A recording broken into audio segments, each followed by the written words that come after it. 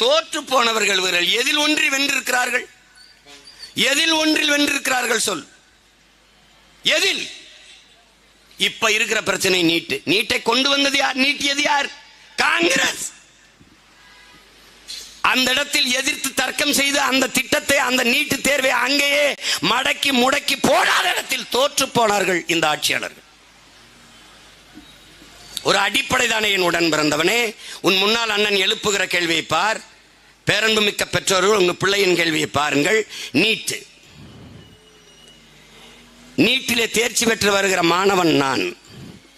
எனக்கு பாடம் நடத்துகிற போற மருத்துவ கல்லூரி பேராசிரியர்கள் யார்? பழைய பேராசிரியர்கள் தான். அவர்கள் நீட் எழுதி வந்தவர்கள் அல்ல. பாடத்திட்டம் என்ன? அதே பழைய சிலபஸ் தான், பழைய பாடமுறை தான். அப்ப நல்லா கவனிச்சுக்கணும். ஒரு அச்சு, அதே மண்ணு, கல்லா இருக்கிறவர் ஒரே தான். யார் உட்கார்ந்து அறுத்தாலும் கல் ஒரே மாதிரி தான் வரும். அப்படிங்கும்போது இதில் என்ன மாறுதல் வரப்போகுது, என்ன தரம் உரைய போகுது? அதே தான். இப்போ 1200க்கு 1199 மதிப்பெண் பெற்ற நான் நீட்ல தோத்துட்டா தகுதி பெற்ற மாணவன் இல்லை. 750 வாங்கி எல்லையில தேர்ச்சி, பார்டர்ல பாஸ் பண்ண ஒருத்தன் நீட்ல தேர்ச்சி பெற்றுட்டான், அவன் தகுதியான மாணவன். எப்படி இருக்கு பாத்துக்க. இந்த இதை நல்லா சிந்திச்சு பாத்துக்க. இப்ப இந்த நீட் எழுதி தேர்ச்சி பெற்று வந்துட்டேன். இந்த நீட்டு தேர்வை நடத்துகிற பெருமக்கள் யார்? இதை கண்டக்ட் பண்றது யார்? இந்த நீட்டு தேர்வை நடத்துறது யார் தெரியுமா? இந்திய நாட்டின் மருத்துவத்துறையில் சிறந்த மருத்துவ மாணவர்களை உருவாக்கி கொடுப்பதற்கு அமெரிக்காவில் இருக்கிற புரோமெட்ரிக் என்கிற நிறுவனத்திற்கு அவசியம் என்ன? உன் நாட்டு மாணவனுக்கு ஒரு தேர்வை கூட நடத்த வக்கு துப்பு தகுதி இல்லாத நீ தேர்தலை எப்படி நேர்மையாக நடத்துவாய்? இப்ப அந்த பறக்கும் படை, நடக்கும் படை, குதிக்கும் படை, ஓடும் படையெல்லாம் எங்க இருக்கு? ஓட்டுக்கு 15,000 கொடுத்துருக்கானே, இந்த லட்ல மூக்கச்சீச்சு கொடுத்துருக்கானே, எங்க இருக்கான்? எங்க இருக்கான்? எங்க இருக்காங்க சொல்லு? எங்க இருக்காங்க சொல்லு? லட்டு பிடிச்சிக்கிட்டு இருக்கான், அவன் தான் பிடிக்கிறானா? இந்த நீட்டு தேர்வினால தரமான மருத்துவர்களை உருவாக்க முடியாது. போலி மருத்துவர்களைத்தான் உருவாக்க முடியும்.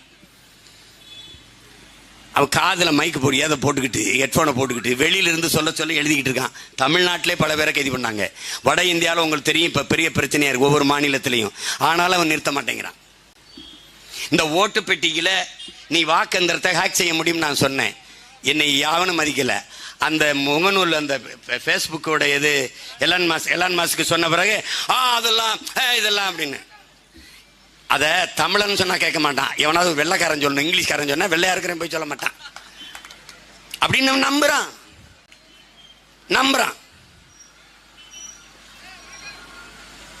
அந்த இடத்தில் அந்த தேர்வை நடத்த விடாமல் அடித்தட்டு ஒடுக்கப்பட்ட சிற்றூர்களில் வாழ்கிற மக்கள் மருத்துவம் படிக்கிற கனவை பொசுக்கி அந்த இடத்தில் போராடி தடுக்காமல் விட்ட இடத்தில் தோற்று போனார்கள் இவர்கள். இப்போது நீட்டை ஒழிப்போம், தடுப்போம் என்று நாடகம் போட்டுக் கொண்டிருக்கிறார்கள்.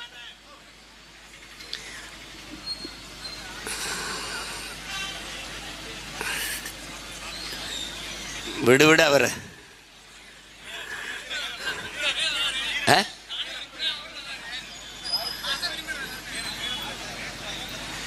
அவ்வப்போது தேர்தலில் மட்டும்தான் இவர்கள் வெற்றி பெறுகிறார்கள். எல்லா இடத்திலும் தோற்று போனார்கள். எல்லா இடத்திலும் 4500 TMC நமக்கு ஆண்டொன்றுக்கு மழை பெய்கிறது. அந்த நீரை தேக்கி வைத்து வேளாண்மைக்கு பயன்படுத்துவது, நாட்டு குடிகளுக்கு தூய குடிநீரை விநியோகம் செய்வதில் தோற்று போனார்கள். தனியார் முதலாளிகள், அப்போலோ, கின்லே, அக்கோஃபெனா என்று தனியார் முதலாளிகள் தான் தண்ணீரை தரமாக நாட்டின் குடிகளுக்கு கொடுக்க முடியும் என்கிற நிலையில் இந்த ஆட்சியாளர்கள் தோற்று போனார்கள். அவ்வப்போது தேர்தலில் மட்டும் வெற்றி பெறுகிறார்கள். இது வெற்றியா தோல்வியா என்பதை அறிவார்ந்த தமிழ் சமூக மக்கள், என்னிலும் இளைய என் தம்பி தங்கைகள் சிந்தித்து பார்க்கணும். அப்ப எது மாறுதல், எது வெற்றி? தனிப்பெரும் ஒரு முதலாளி தரக்கூடிய கல்வியை ஒரு அரசு தர முடியாதா என்று அரசின் பள்ளி கல்லூரியின் கல்வியின் தரத்தை உயர்த்தி தனியார் முதலாளிகளிடத்திலே மக்கள் சென்று கல்வி பெறுகிற நிலையை வீழ்த்தி அரசு பள்ளி கல்லூரிகளுக்கு மக்கள் விரைவதை அதிகப்படுத்தும் போது அது வெற்றிகரமாக அரசு அமையும். அப்படி அமைந்திருக்கா? டெல்லியிலே அரவிந்த் கெஜ்ரிவால் வந்து அரசு பள்ளிக்கு வருகிற மாணவர்களின் எண்ணிக்கையை கூட்டியது. அதனால்தான் அவரை தொடர்ந்து அந்த மக்கள் தேர்வு செய்கிறார்கள். அவன் வென்றான், இவர்கள் தோற்றார்கள். கேரளாவிலே 30 விழுக்காடு மாணவ மாணவிகள் அரசு பள்ளிக்கு திரும்புவதை அதிகரித்திருக்கார் பினராயி விஜயன். அவர் வென்றார், இவர்கள் தோற்றார்கள். தேர்தலில் வெற்றி பெற்று என்னாக போகிறது? இப்போது 40 இடங்களை வென்று சென்றிருக்கிறார்கள். என்ன செய்ய போகிறார்கள்? 2019 39 இடம் வென்று போய் என்ன சாதித்தார்கள்? இப்போது என்ன சாதிக்க போகிறார்கள்? ஒன்றுமில்லை, ஒன்றுமில்லை. மொழிவழி மாநிலங்கள் பிரிக்கப்பட்ட போது சமஸ்கிருதத்திற்கென்று மொழிவழி மாநிலம் பிரிக்கப்பட்டது ஏது? எங்கே? எந்த மாநிலம் சமஸ்கிருதத்துக்கென்று இல்லை? 24,500 பேர் தான் நாங்கள் சமஸ்கிருதத்தை பேசுகிற மக்கள் என்று அவர்களே சொல்கிறார்கள். அந்த ஆய்வு, அந்த கொடுத்த அறிக்கை. அந்த மொழியிலே இந்திய நாடாளுமன்ற கட்டடத்தின் வாசலிலே கல்வெட்டதற்கு இந்த 39 பேர் கேட்கல. இந்த 40 பேரில் யாராவது ஒருத்தர் கேட்பாரா? உலகத்தின் முதல் மொழி தமிழ். இந்திய மொழிகளின் தொன்மையை தமிழில் இருந்து அறியலாம், பிரதம அமைச்சரே சொல்றார். உலகின் மூத்த மொழி தமிழ், இந்தியாவில் இருப்பது பெருமை, பிரதமரே சொல்றார். அந்த பெருமை மிக்க மொழியிலே ஏன் இந்திய நாடாளுமன்ற வாசலில் கல்வெட்டு இல்லை என்று இவர்கள் கேட்பார்களா? கேட்க மாட்டார்கள். ஏன்? இவர்கள் தோற்று போனவர்கள். அவ்வப்போது தேர்தலில் மட்டும் வெற்றி பெறுவார்கள்.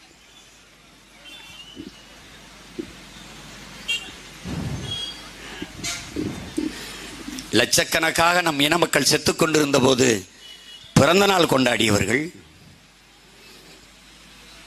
பெற்ற பிள்ளைகளெல்லாம் இனத்தின் விடுதலைக்கு பலியிட்ட தலைவன் அங்கே, பெற்ற பிள்ளைகளுக்கெல்லாம் பதவி கேட்டு கையேந்தி நின்ற தலைவன் இங்கே. ஏன்? தோற்று போனவர்கள். இந்த ரத்தமும் அந்த ரத்தமும் ஒன்றல்ல.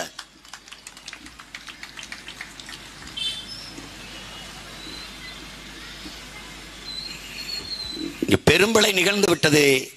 என்னை பெற்றோர்களே, என் உடன் பிறந்தார்களே, தங்கை இசைப்பிரியா செத்து விழுந்த போது ஒரு படையாச்சி மகள், ஒரு பறையர் மகள், ஒரு தேவர் மகள், ஒரு நாடார் மகள், ஒரு கோனார் மகள், ஒரு கவுண்டர் மகள், ஒரு உடையார் மகள் செத்தால் என்று இருந்திருந்தால் நீ கொதித்திருப்பாய்.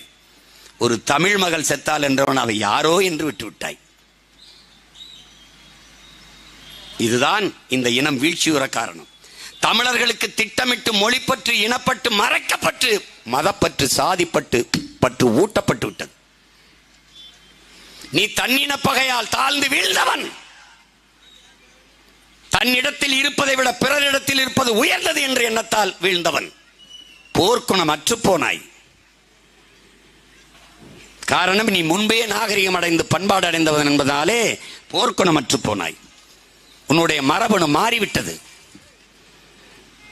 மானமும் வீரமும் அறமும் உயிரென்று வாழ்ந்த நீ இன்றைக்கு சாதி மதம் சாராயம் பணம் என்று வாழத் தொடங்கிவிட்டாய்.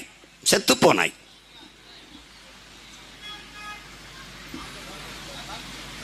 அதை நன்கு பயன்படுத்திக் கொண்டார்கள் திராவிடர்கள். நாம் சொந்த ரத்தங்களுக்குள்ளே யுத்தம் நிகழ்த்தி தோற்று போனோம். அதை பயன்படுத்தி அவர்கள் அவ்வப்போது தேர்தலிலே வென்றார்கள். எந்த இடத்தில் நமக்காக நின்றார்கள்? எந்த இடத்திலே? சொல், எந்த இடத்திலே? தோற்று போன கட்சி ஆட்சி திமுக. ஒரு இடத்தில் தர்க்கம் பண்ணி இந்த இடத்துல நாங்கள் வென்றிருக்கிறோம். சாதிவாரி கணக்கெடுப்பு எடுக்க சொன்னால் அது இந்திய ஒன்றிய அரசு, பாரதிய ஜனதா அரசு. சாதிவாரி கணக்கெடுப்புக்கு நேரெதிரான கோட்பாடு கொண்ட ஒரு கட்சியை எடுக்க சொன்னால் எப்படி எடுப்பார்கள்? எப்படி எடுப்பார்கள்? நிதிஷ்குமார் எடுத்ததற்கு உச்ச நீதிமன்றம் தடை போட்டது அதற்கல்ல.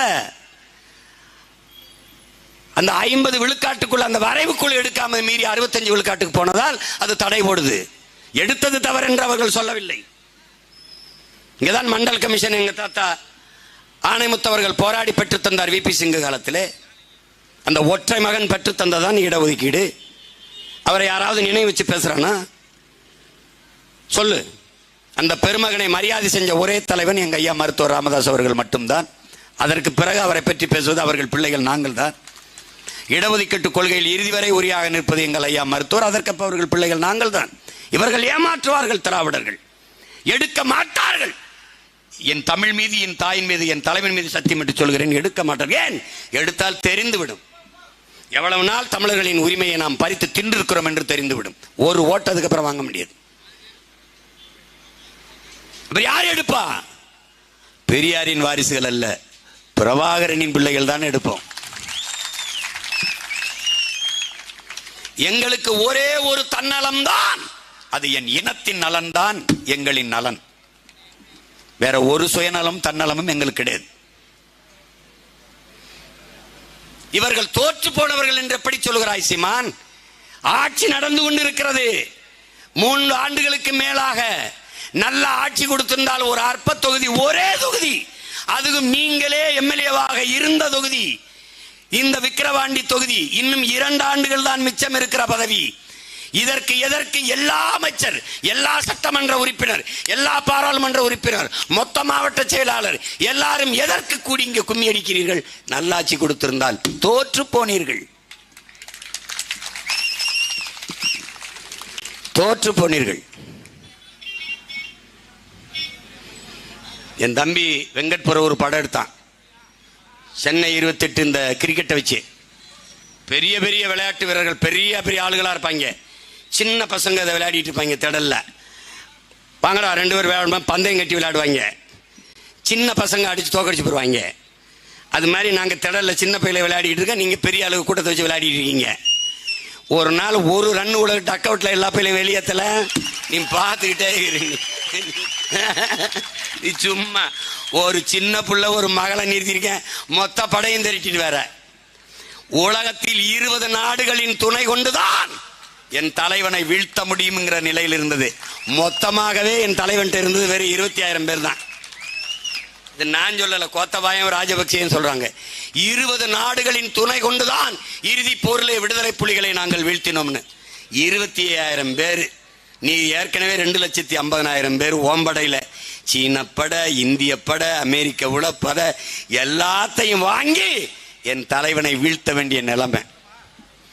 நீ எல்லா கட்சிகளையும் சேர்த்துக்கிட்டு சின்ன பசங்க பிரபாகரம் பிள்ளைகளை வீழ்த்துறதுக்கு நீ எல்லா பேரையும் கூட்டிட்டு வர. எங்க ஊர்ல சொல்லுவான், புலி வருது புலி வருது ஓடியாங்க, நான் கீழே படுத்துக்கிறேன், எல்லாரும் என் மேலே ஏறி படுத்துக்கிறேங்க. யாரு? நான் கீழே படுத்துக்கிறேன், நீங்க எல்லாரும் என் மேலே ஏறி படுத்துக்கிறீங்க. ஏன்? நான் புலி வருது. இப்ப எல்லா கட்சிகளையும் சேர்த்துக்கிட்டு அவர் கீழே படுத்துக்கிட்டு மேலே ஏறி எல்லாரையும் படுக்க வச்சிருக்காரு. எந்த புலி வருது? இந்த புலிகள் வருதுன்னு தான்.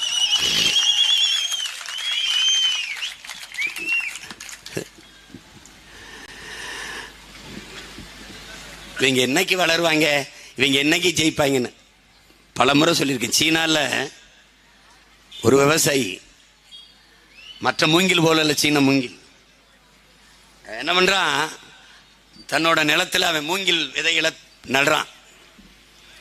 நட்டுட்டு தண்ணி ஊத்துறான், குடத்துல தண்ணியை கொண்டு போய் ஒவ்வொரு விதைக்காக ஊத்துறான்.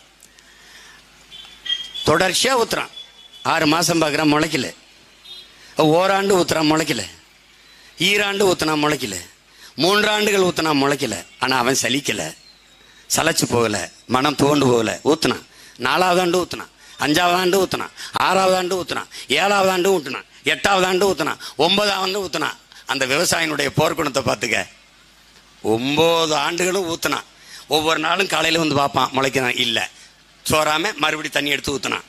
9வது ஆண்டு ஒரு நாள் அதிகாலையில் வந்து பார்த்தான், எல்லா மூங்கிலும் ஒரே மாதிரி முளைச்சிருந்துச்சு.